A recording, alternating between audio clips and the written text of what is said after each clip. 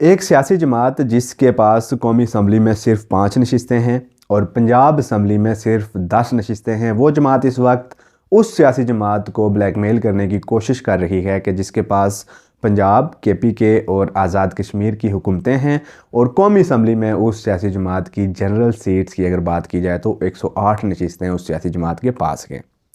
मैं हूं अरसलान मलिक और आज की इस वीडियो में हम पाकिस्तान की मौजूदा सियासी सूरत हाल को काफ लीग के सियासी किरदार के तनाजुर में देखने की कोशिश करेंगे।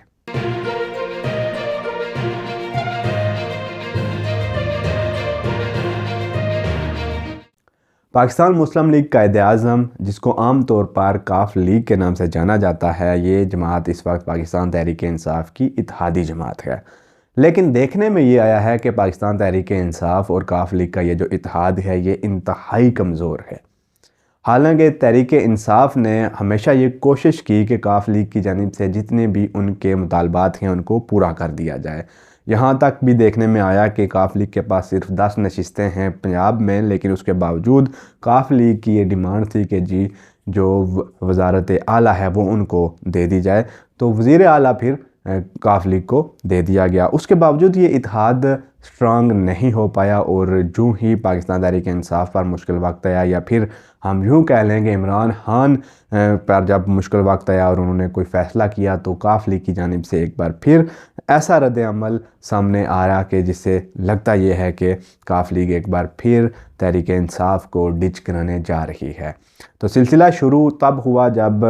इमरान खान ने एक प्रेस कॉन्फ्रेंस की, एक टॉक की, और उस टॉक के दौरान उन्होंने ये ऐलान किया कि 23 दिसंबर को तहरीक इंसाफ पंजाब और KP की असम्बलियों को तहलील कर देगी। तो ये जो खिताब था इमरान खान का, ये एक सेशन के बाद हुआ था और उस सेशन के अंदर ये चीज़ें डिसाइड कर ली गई थी जी कि पंजाब असम्बली और KP असम्बली को तहलील कर दिया जाएगा, ताकि जो वफाकी हुकूमत है उस पर प्रेशर बन सके और जो जनरल इलेक्शन से वो भाग रहे हैं, जनरल इलेक्शन का वो टाइम और डेट दे दें। तो जब इमरान खान ने ये स्पीच डिलीवर की तो उस वक्त उनकी एक तरफ पर चीफ़ मिनिस्टर खैबर पख्तूनख्वा महमूद खान मौजूद थे और दूसरी तरफ चीफ़ मिनिस्टर पंजाब चौधरी परवेज़ इलाही भी उनके साथ बैठे हुए थे। तो बज़ाहिर लगता ये था कि इमरान खान ने इन दोनों को एतमाद में ले लिया हुआ है और जो मामला सेटल हो गए हैं उसके बाद ही अनाउंसमेंट की जा रही है। और एतमाद में बिल्कुल लिया भी गया था, क्योंकि उससे पहले एक सेशन हुआ था जिसमें बड़ी तफसील से ये सारी बातें डिस्कस हो चुकी थी कि हमने असम्बलियाँ तहलील कर देनी हैं। तो इमरान खान का जो ही ये बयान सामने आया कि 23 दिसंबर को असम्बलियाँ तहलील हो जाएंगी, तो उसके बाद जब ये टाक ख़त्म हुई और सब अपनी अपने घरों की तरफ चले गए, तो साथ ही चौधरी परवेज़ इलाही जो कि इमरान खान के इत्तेहादी हैं, वज़ीर आला पंजाब हैं, और उनकी राय को अहमियत देते हुए उनके जो मशवरे थे उनको सुनने के बाद उनके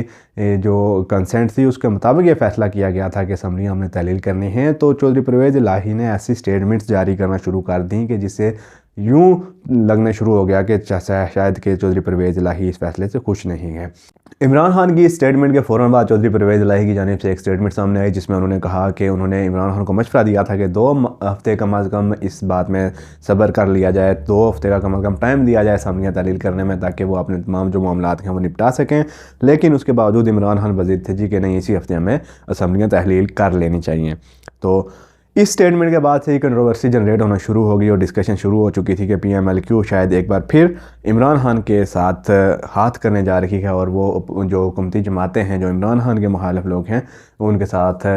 कोई ऐसी डील ना कर ले कि जिसकी वजह से इमरान खान की जो स्टेटमेंट है, इमरान खान जो करने जा रहे हैं, उसमें कोई रुकावट पेश आ जाए। तो इस स्टेटमेंट से हुकूमती जमातों को भी एक मैसेज मिल गया जी कि काफ लीग एक बार फिर एक स्ट्रॉन्ग फुटिंग पर खड़ी नहीं है और एक स्ट्रॉन्ग बॉन्डिंग मौजूद नहीं है PTI और काफ लीग के दरमियान, लिहाजा वो कुछ ना कुछ ऐसा कर सकते हैं, काफ लीग की तरफ बढ़ा जा सकता है और काफ लीग को PTI के ख़िलाफ़ एक बार फिर इस्तेमाल किया जा सकता है। तो ये जो स्टेटमेंट थी ये इंतहाई अफसोसनाक स्टेटमेंट थी। अगर आप एक इत्तेहादी जमात हैं तो आप के साथ बैठकर अगर एक फ़ैसला हुआ तो उस फैसले के साथ आप खड़े रहें। काफ लीग की अगर हम बात करें तो काफ लीग के जो मेन पिलर्स हैं वो हैं चौधरी शुजात हुसैन और चौधरी परवेज़ इलाही। चौधरी परवेज़ इलाही और चौधरी शुजात हुसैन पिछले कुछ अरसे से एक पेज पर नहीं हैं। चौधरी शुजात हुसैन हमेशा जरदारी साहब और शहबाज शरीफ साहब के साथ राब्ते में रहते हैं और जो चौधरी परवेज़ इलाही और इनकी जो आल औलाद है वो इस वक्त इमरान खान के साथ खड़े हैं। लेकिन जो ही कोई मुश्किल वक्त आता है तो जो जरदारी साहब हैं और शहबाज शरीफ साहब हैं वो डायरेक्ट जो चौधरी शुजात साहब हैं उनके साथ रब्ता करते हैं और फिर ये जो काफ लीग की सियासत है उसका जो फाइनल वर्डिक्ट है वो आपके सामने आता है कि जी काफ लीग किसके साथ खड़ी है। असम्बली की हद तक तो काफ लीग पीटीआई के साथ ओपनली खड़ी होती है, जब तक वो हुकूमत में हैं तो आल ओके है। लेकिन जो जब इमरान खान कुछ फ़ैसला करते हैं, जब तहरीक इंसाफ पर कोई बुरा वक्त आता है तो तब जो काफ लीग है वो एक बार डिवाइडेड नज़र आती है और चौधरी शुजात हुसैन साहब एक और साइड पे खड़े होते हैं और चौधरी परवेज़ इलाही साहब एक लूज़ फुटिंग के साथ किसी और साइड पे खड़े होते हैं। तो मौजूदा सूरत हाल में भी जो ही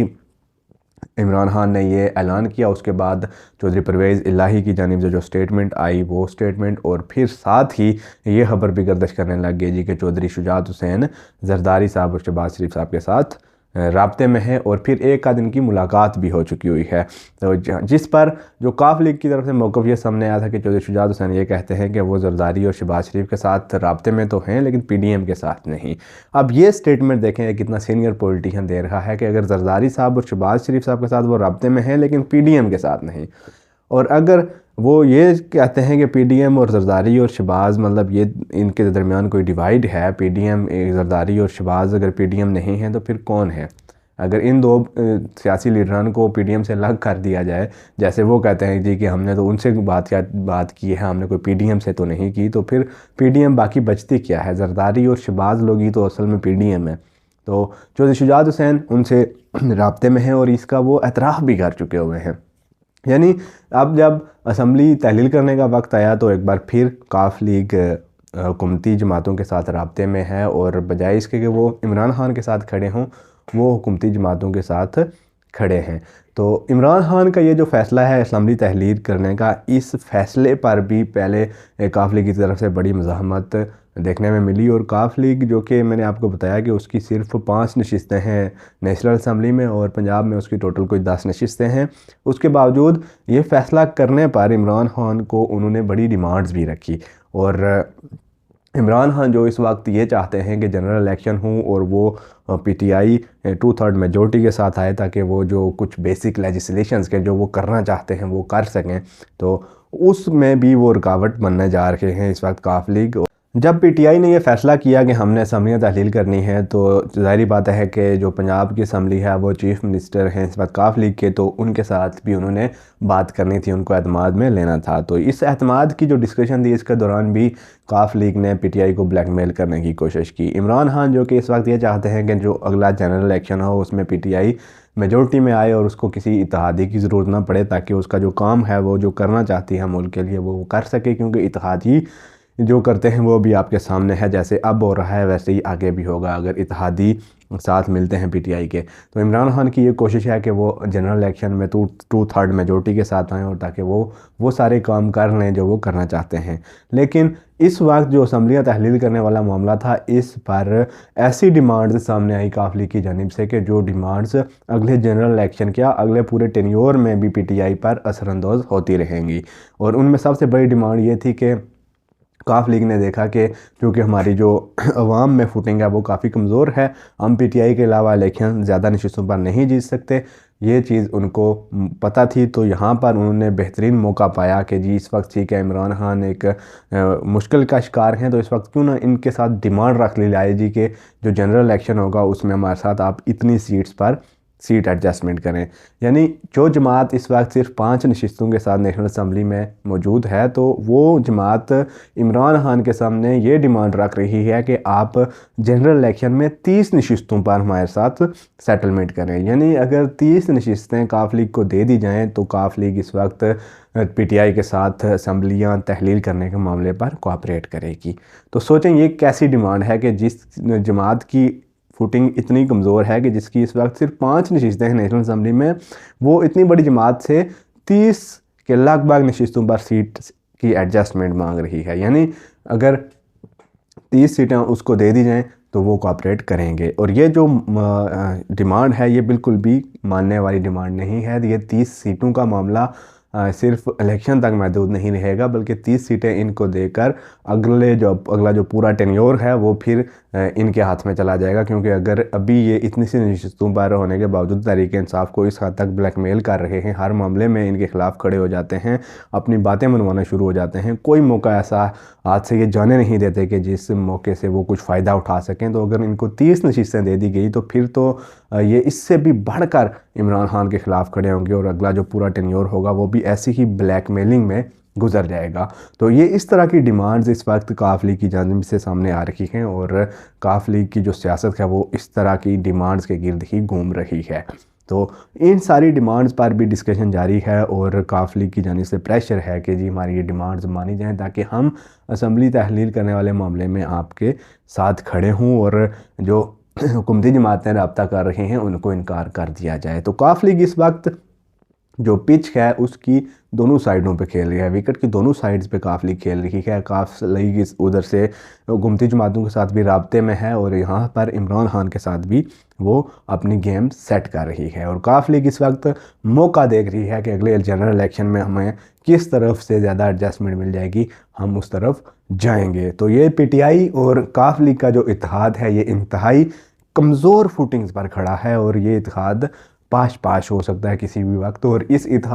मौजूदा इत्तेहाद को बचाने के चक्कर में इमरान खान अगर इनके साथ 30 या इससे ज़्यादा सीटों पर जनरल इलेक्शन के लिए एडजस्टमेंट करते हैं तो ये ज़्यादा ख़तरनाक बात होगी तहरीक इंसाफ के लिए आने वाले सालों में। इमरान खान की असम्बलियों के तहलील करने के फ़ैसले के बाद जो काफ लीग का मौक़िफ़ था वो मैंने आपके सामने रखा। इसके अलावा जो हुकूमत की तरफ से जो बातें सामने आई वो ये थी, जो पहले ये कहते थे जी कि इमरान खान असम्बलियाँ तहलील क्यों नहीं कर देता। तो जो ही इमरान खान ने असम्बलियाँ तहलील करने का ऐलान किया तो जो हुकूमती नुमाइंदे हैं उनकी जो बौखलाहट थी वो बड़ी वाज़ेह तौर पर सामने आ गई और उन्होंने इमरान खान के इस फ़ैसले को वेलकम करने के बजाय इस फ़ैसले को रोकने और इस फ़ैसले के ख़िलाफ़ जाने के लिए इक़दाम उठाना शुरू कर दिए गए। और सबसे पहले जो काम इन्होंने किया वो ये किया कि तहरीक अदम एतमाद जमा करवा दी गई असम्बली में। और फिर उस तहरीक अदम एतमाद जमा करवाने के बाद भी इनमें इतना कॉन्फिडेंस नहीं था कि तहरीक अदम एतमाद पर ही इक्तफ़ा कर लिया जाए, बल्कि फिर इन्होंने गवर्नर की तरफ से ये चीफ़ मिनिस्टर परवेज़ इलाही को ये हुक्म दिलवाया जी कि आप एतमाद खो चुके हुए हैं, लिहाजा आप 21 दिसंबर को एतमाद का वोट हासिल करें। यानी इस वक्त पंजाब की जो सियासी सूरत हाल है वो ये है कि वहाँ पर एक अदम एतमाद की वोटिंग भी होनी है और एक एतमाद की भी वोटिंग होनी है। लेकिन जो पंजाब असम्बली है वो इस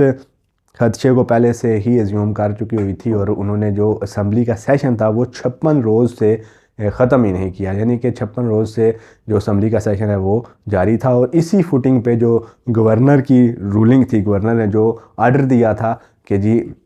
21 दिसंबर को इजलास बुलाकर एतमाद का वोट लिया जाए, तो उसको स्पीकर पंजाब असम्बली ने मुस्तरद कर दिया था कि जी एक ऑलरेडी इजलास जारी है तो उस इजलास के ऊपर एक नया इजलास हम तलब नहीं कर सकते। तो एतमाद की वोटिंग पर तो ये मामला सामने आ गया और एक नई कंट्रोवर्सी सामने आ गई और 56 रोज़ से जारी इजलास की वजह से ये मामला एक बार फिर पीछे रह गया। एतमाद के वोट में होता यह है कि जो सीएम है उसको एक बार फिर वोटिंग करवा के ये साबित करना पड़ता है कि रिक्वायर्ड नंबर जो कि इस वक्त 186 है पंजाब असम्बली में वो उसके पास मौजूद है। और अदम एतमाद की जो बात की जाए अगर, तो अदम एतमाद की सूरत में जो जमातें अदम एतमाद की तहरीक पेश करती हैं उन्होंने ये चीज़ साबित करनी होती है कि 186 की जो रिक्वायर्ड फिगर है वो इस वक्त सीएम के पास मौजूद नहीं है। तो यहाँ पर वाज़े तौर पर देखा जा सकता है कि अगर अदम एतमाद की तहरीक पेश करने के बावजूद जो हुकूमत है वो एतमाद के वोट के पीछे भी पड़ी हुई है, तो यहाँ से सामने है चीज़ें कि अभी हुकूमत के पास भी नंबर गेम पूरा नहीं है। और अगर पंजाब असम्बली भी इससे कतरा रही है कि जी हम एतमाद का वोट नहीं लेते, तो यहाँ पर भी इनको भी खतरा है कि कुछ अरकान शायद हमारे साथ नहीं हैं।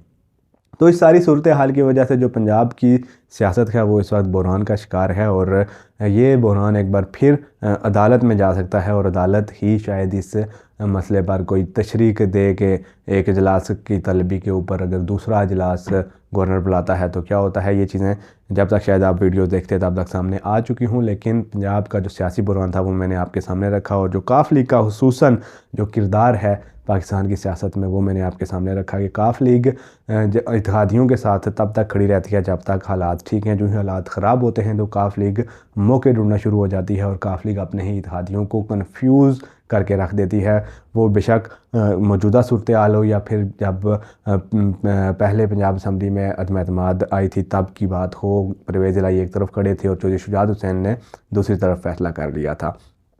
तो काफ लीग की जो सियासत है वो इंतहाई कन्फ्यूज़ सियासत है और इत्तेहादियों को डीरेल करने वाली सियासत है, और काफ लीग की सियासत की वजह से इस वक्त बहुत सारे बहरान जन्म ले रहे हैं। तो आज की वीडियो से इतना ही। अगर आपको वीडियो पसंद आई है तो वीडियो को लाइक कर दें, चैनल पर नए हैं तो चैनल को सब्सक्राइब कर दें, साथ दिए गए बेल आइकन को भी प्रेस कर दें ताकि हर आने वाली नई वीडियो आप तक बर वक्त पहुँच सके। अस्सलाम वालेकुम, साइनिंग आउट, अल्लाह हाफिज़।